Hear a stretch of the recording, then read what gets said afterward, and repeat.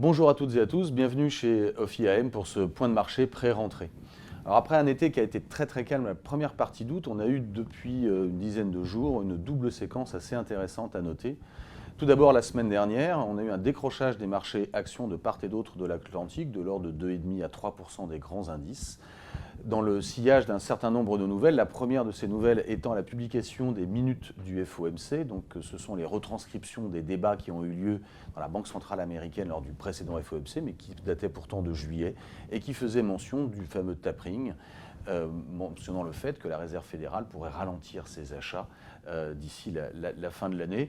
Ce qui n'était pas forcément une surprise, mais le marché ayant monté de façon quasiment ininterrompue, il y avait sûrement un peu de prise de bénéfice. Cela s'est fait également sur fond de mouvements au niveau chinois, d'inquiétude sur le variant et de fermeture de portes, d'où une baisse des marchés actions. Alors, ce qui était intéressant, c'est la nature de cette baisse des marchés actions, c'est que on se dit que si le marché a vraiment peur du tapering de la Fed, c'est-à-dire d'un peu plus de taux d'intérêt, on aurait pu imaginer que ce soit les valeurs taux qui en profitent et à l'inverse les autres qui souffrent. En fait là, non, ce sont les cycliques qui ont souffert, sous-entendu, le mouvement de la Fed pourrait freiner la croissance de façon peut-être un peu prématurée au regard de sa fragilité compte tenu des nouveaux développements sur le variant Delta. Alors ce qui est assez intéressant, c'est que depuis, et comme on l'a souvent observé, toute baisse des marchés actions est très rapidement mise à profit par les intervenants, même si c'était très peu nombreux sur les volumes, donc il faut tempérer le propos, je pense. Mais néanmoins, les marchés actions ont repris à peu près tout en Europe, un peu même au-dessus aux États-Unis, avec pour le coup un rattrapage sectoriel, cyclic value, qui a repris complètement l'effet, l'inquiétude étant clairement passée. Le deuxième facteur assez intéressant, c'est celui qu'on observe depuis 2 jours, sur les taux d'intérêt. Alors, il faut noter que la semaine dernière, quand on a eu cette baisse sur les actifs risqués, les taux d'intérêt, américains comme européens, n'ont quasiment pas réagi. Signifiant peut-être aussi par là même qu'on était quand même arrivé un peu sur des points bas de capacité à baisser.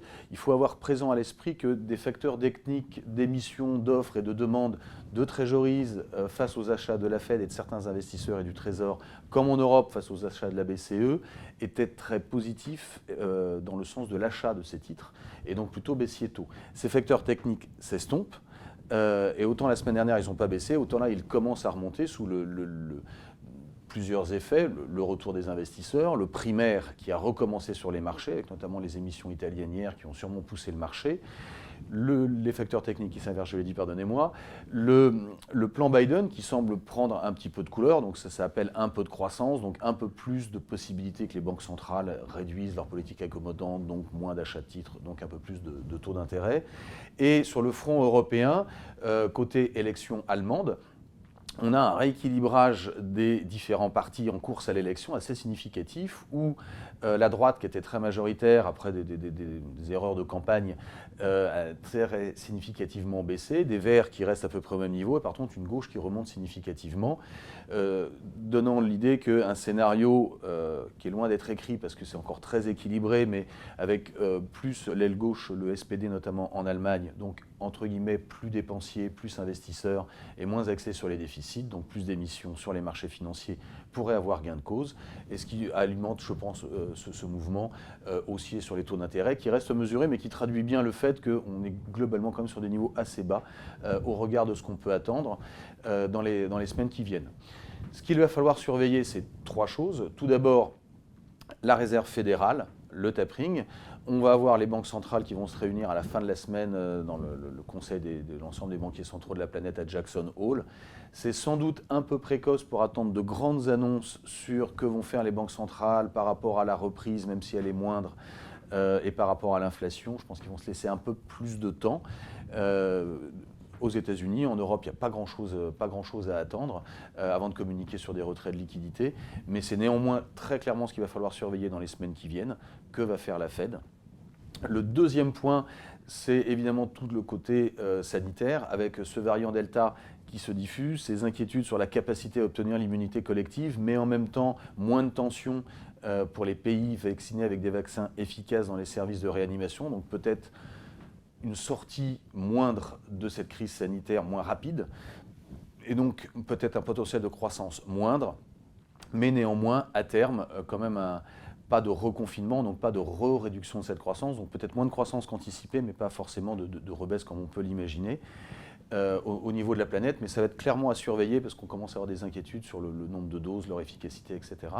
Le point qui est important, c'est la Chine, sur deux aspects. L'aspect sanitaire, puisque le Sinovac n'est peut-être pas aussi efficace en termes de vaccination qu'à d'autres endroits. Ils sont donc restés sur un schéma de zéro Covid, ce qui les invite à fermer complètement des ports, notamment quand on va avoir un seul cas de Covid. Et là, on retrouve à nouveau des sujets de croissance, des sujets de tension sur l'inflation, sur les matériaux transportés. Et un deuxième sujet qui est sur je dirais que la consommation interne chinoise, qui pour retrouver des couleurs et redonner de l'oxygène aux consommateurs, eh bien le choix du gouvernement a été d'aller expliquer à l'offre de biens et services, consommation, éducation et autres, de baisser leurs prix, ce qui redonnerait du pouvoir d'achat aux consommateurs chinois pour assurer une paix sociale. Les Chinois n'ayant pas tous partagé les fruits de la reprise, de la même façon, il y a un étirement assez significatif. Donc je pense que ce sont les gros sujets de la rentrée.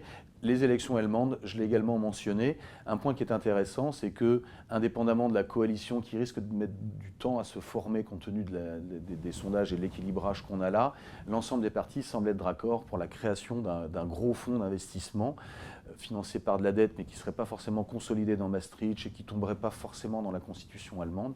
Ça veut dire de l'investissement, ça veut dire de l'endettement, ça veut dire également de la relance, dans le cadre principalement de la transition énergétique. Ça va être intéressant à surveiller.